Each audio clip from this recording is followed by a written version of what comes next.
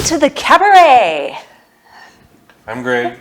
I'm Julie, and we're the Crafty Winers.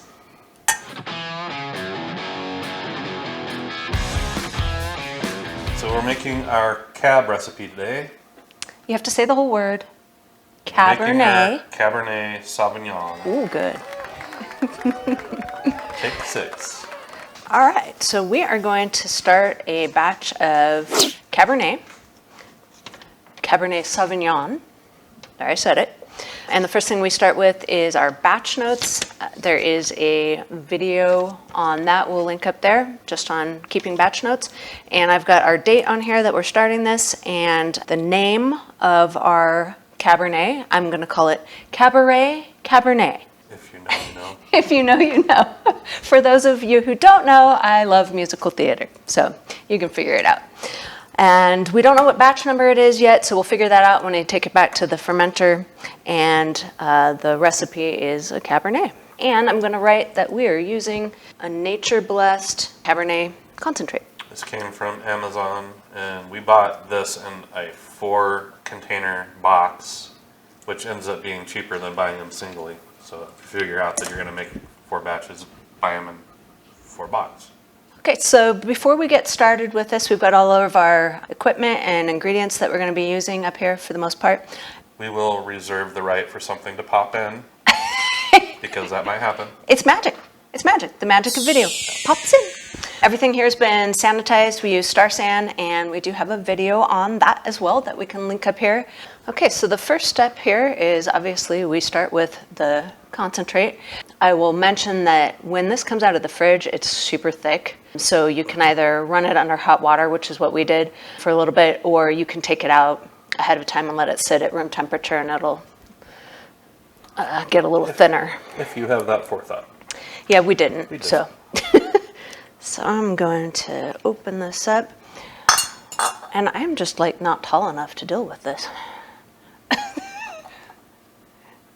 You won't see anything but this jug right now. Oh, look, it's still thick. Okay, so we have all the juice in there, but I want to make sure I get it all out. Because ours was halfway frozen, she poured some water into the jug to get it to come out easier, and she's going to keep doing that until this jug is fairly clean, because we want all of the juice that we can get. Yeah. We don't want to leave any of the juice behind. Nope. And I am using bottled water. Yeah, it's important. It's important to not use water that has chlorine in it, especially. Chlorine can keep the yeast from working at all. If you are on a farm out in the middle of Ohio and you've got good well water, then you probably don't need to use bottled water. We don't. No. Who knows what's in our water? All right. So we got that out. Okay, so when we're done with this, we're going to be filling it up to this gallon mark right here. You'll see we've actually got it, you probably can't see it, but we've got it etched here, and we have a video about that because not all these jugs are really a gallon where you think they're a gallon.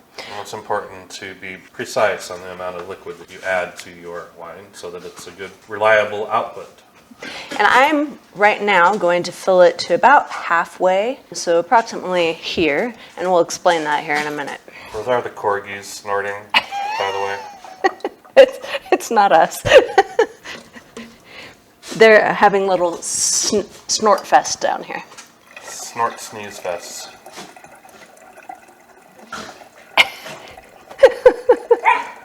When they play, this is what they do. They snort. Is that good? Here is a gallon. That's really close to a half gallon. So yeah, that's good. Okay, we'll stop there. Okay, so as you can see, I shook this up real good. So we're at a half gallon, and this is now a wine must. It's juice and water and going to ferment it, and that's the definition of a must. So now we need to try to figure out if we need to add sugar to this. We want to do it now before we fill this up anymore so that we know that we have room to add the sugar that we might need to add. So I'm going to take what's called a specific gravity reading, and it's going to be a little difficult because of the amount of juice that's in here, lack thereof. If you don't understand what a specific gravity is, we will link our video on it, but basically I'm going to take a reading that lets me know how much sugar I need to add. So we'll come right back after I take that reading. I'll tell you what it was. Okay, so I took the specific gravity. You may wonder why I'm doing that now, people that are experienced at this. We have a formula that we came up with that'll allow us to take the specific gravity when it's halfway full and use a little formula that I'm going to put up on the screen that'll let us project how much sugar we need to add to get the specific gravity where we want it when it's filled up to a gallon. This way we always have the room to add the sugar that we want to add. So in this case, when we took the specific gravity, it was 1.18. Our target for this cab is 1.11. Using our formula, we get 0.09 from the 1.18. We subtract that from the 1.11 that we want. That gives us 0.02. And then we divide that by 0.01 to come up with 2. And multiply that times 4 ounces to give us 8 ounces of sugar. Go ahead and you can print this off. Go watch our video on specific gravity and hydrometers if you still don't understand this. There is a chart, the formula that I just had up on the screen, you can download and print off, and that will help. You don't have to do this. If you'd rather get up close to the 1 gallon mark and then figure out your sugar, you're fine. But there were a lot of times that we did this, that we had to add sugar, and it made it so that we had too much wine must and had to take it out, and we do not like taking wine must out and disposing of it when it's not fermented. We would like to make it fermented and then drink it. He's okay with taking it out once it's fermented, because then we can drink it. Well, it's not going to be wasted, but when we take juice out because we don't have room for the sugar, that's a bummer all the way around. So we came up with this formula that allows us to get all the readings when it's halfway full, have plenty of room always to put our sugar in. And as it turns out, this cab has a lot of sugar in it. Yeah, it does. This actually, you'll notice that the hydrometer only goes to 1.160, and we said our reading was 1.180. That's because we had to little guesstimate to fill in the gaps underneath the highest point on this hydrometer. Because it was off the scale. There is a lot of sugar already in this. So 8 ounces of sugar, having to add 8 ounces of sugar, it's very little. So we're going to go ahead and take out about a 1/4 cup of this, put it in something that we can dissolve sugar in, and then pour it back in here and shake it up and add it to the gallon mark, and we'll be back after we do that. Okay, so I shook it for about 3 minutes or so, and I'm out of breath. The shaking also adds oxygen to the must, and that's important at this stage. The yeast really want oxygen, so the shaking does several things. So now we are going to take another hydrometer reading just to double check ourselves and make sure that we're really close to the 1.11 that the recipe says it needs to be. If we need to add a little more sugar right now, we can. I think we're going to be real close, but we'll see in a second. So our specific gravity that we just took now after the adjustment of sugar is 1.108. We were after 1.110, so we're 2 points off that. This will be about 14% alcohol, and we're fine with that. If we chose to, if I was willing to do some more shaking, we could add a little more sugar. And he's not. Like 2 ounces or so of sugar. But it's really close to what we want, so we're going to call this good and go on to the next step. So I wrote on our batch notes that our initial gravity was 1.108. Yes, and that initial gravity reading is very important. That's how we're going to come up with our ABV at the end. So it's important to take that reading. And we also want to know that the ABV that we're able to get with the sugar that we added is what we're looking for. And both Merlots and Cabs, we like to be around 14-15%. So that means the initial gravity, if it all goes dry, which is our intent, 1.108 is just short of that, so really close. So what I'm going to do here is take a little bit of this out to give me some liquid to mix our next ingredients in. Well, these ingredients are optional. You can skip this if you're not wanting to put artificial ingredients in your wine, but these will help the yeast, help the taste, and help the clarity. So I'm going to add a ½ teaspoon of fermento, which is a yeast nutrient, and ½ teaspoon of these tannins. Tannins are optional. We think that this concentrate is better with tannin. If you do this right from grapes, a lot of times you'll get the tannin flavor from the grape skins. Right. And then also I'm going to add a half a teaspoon of this peptic enzyme, which is for clarification. Okay, so I have stirred that up really well with my super cute mini whisk here. And I'm gonna add that to our must. And there always seems to be a little bit of sediment, so I'll rinse that out with some bottled water. Not a lot, because we're at our gallon mark and we don't want to dilute our wine. And guess what? He gets to shake again. Okay, I shook it for a good 3 minutes. This is the last time that I'll have to shake it, thank God. Now we're going to take our pH reading. We're not going to actually show this on camera. If you want to learn about pH, you can watch our pH video. Our favorite video. pH, to be honest, is not our favorite part of winemaking. Nope, I hate it actually. But it's important if you're going to have consistent success with winemaking. You want the pH level to be between 4 and 6. So again, we're not going to show any more pH stuff. Watch the pH video if you need to, and we'll be back to tell you what our pH rating was. Okay, so our pH level is 4.34, which is between 4 and 6, and we like to have it on the lower end of that range anyway, so we're good with that, and we're not going to have to mess with it. Yay! So we have just one step left, and that's to get our yeast ready. And I didn't need to pour that back in there because I'm just going to be taking it right back out again. So we're going to get about a quarter cup of this again, and we are going to hydrate our yeast.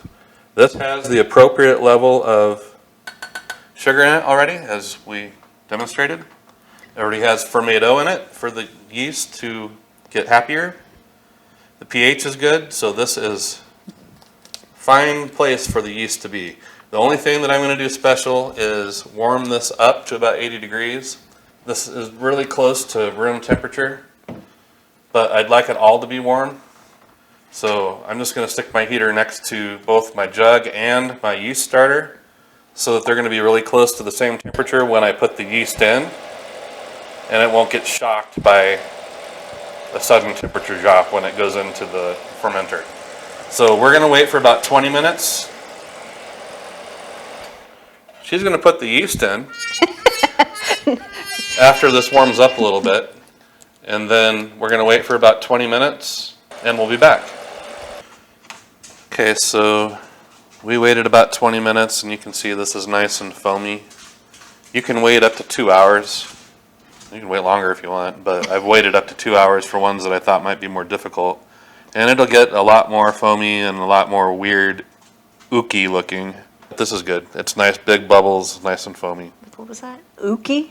Ooky looking? Ooky. Have you ever heard that? Apparently Pippin knows what ooky is. 1 packet of yeast does up to 5 gallons. You don't need to use a whole packet. It's just we like to because we know that there's plenty of yeast that's hitting it, and yeast is cheap. So I'm going to pour this in. It's nice to use a measuring cup because then you don't need to use a funnel to do this. And since these were both sitting in front of the heater, they're both approximately the same temperature after 20 minutes. So the yeast isn't thinking it needs a coat when it hits the water. A coat. And you can probably use bottled water and try to get more of the yeast in, but we used a whole packet of yeast. Plenty of yeast has gone into this carboy. Yeah. So I'm not going to worry about this stuff. I don't want to overfill my fermenter more than we did already a little bit because of the water we used to wash out our funnel and bowl before. So we're a little overfilled. Okay, so I put this blow-off tube in the little bung with a hole. We use this instead of an airlock because it serves a dual purpose. One, it lets the CO2 out through this hose, and we put the end of this into a bucket of sanitizer, so it also keeps anything from traveling back up the hose into our wine. We just used the bucket of sanitizer that we used to sanitize our gear for tonight. Yep. One other thing, if your bung doesn't fit the hole very well like ours doesn't, I use twist ties, 2 of them together, and run a twist tie around the outside of this and through the handle to make sure that this doesn't come loose. There will be some pretty nasty activity that happens in this.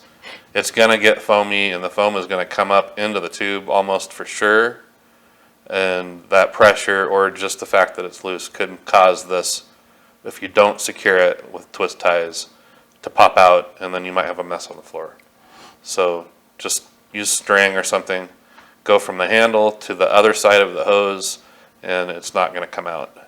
So the very last thing that we're going to do in this Carboy heater, our fermenting room is 55 degrees, and we want to keep red wines at around 77 degrees to keep the yeast happy. So we use a Carboy heater. If you have an area in your house that you can keep around 75 to 85 degrees, you won't need this, but we use it. And I like to put it around the tube like that to be another way of securing the tube. Just make sure it's not pinching the tube. And there is a thermostat wire. Very important to make sure you put the thermostat wire between the Carboy and the heater so that it's measuring the temperature of the Carboy and the heater rather than the room. And then on this controller that I don't have plugged in, set it to about 77 degrees. And you won't do anything for about 3 days, and our part 2 of this video will show you what you need to do. So watch for part 2, which will probably be coming out in about 2 to 3 weeks. So anyway, that is part 1 of our video series on making a Cabernet. I hope you enjoyed this. If you did, please click the like button, leave us comments. You can leave us comments on future wines that you'd like to see us make. We will for sure get around to them. We have a pretty long list. We do have a long list. We're going to give you a lot of recipes. And if you haven't subscribed to our channel, please subscribe and tell it you want to see all of our videos. If you have already subscribed, thank you very much for your support. We'll see you next time. Cheers.